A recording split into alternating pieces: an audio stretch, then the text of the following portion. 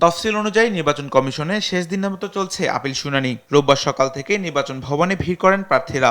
গেল ৮ দিনে ৪ শতাধিক আবেদনকারী প্রার্থিতা ফিরে পেয়েছেন।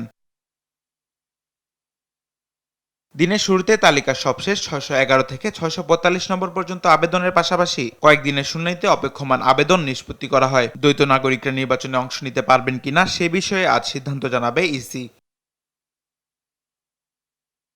আপিল শুনানিতে টাঙ্গাইল ৪ আসনের স্বতন্ত্র প্রার্থী আব্দুল লতিফ সিদ্দিকীর মনোনয়নপত্র বৈধ ঘোষণা করে ইসি। তার প্রার্থিতা বাতিলের দাবিতে জাতীয় পার্টির লিয়াকত আলীর করা আবেদনটি শুনানি শেষে খারিজ করে কমিশন।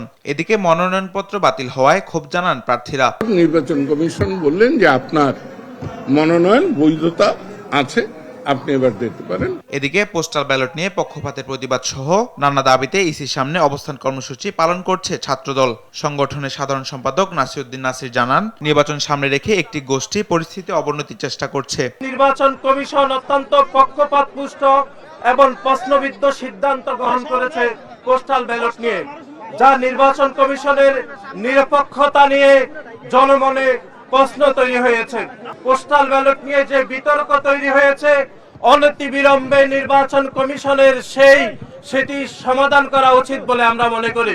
বিকেলে প্রধান নির্বাচন কমিশনার এএমএম নাসিরউদ্দিনের সঙ্গে বৈঠক করবে মির্জা ফখরুল ইসলাম আলমগীরের নেতৃত্বে বিএনপির প্রতিনিধি দল। তামিম মাহবুব, দেশ টিভি, ঢাকা।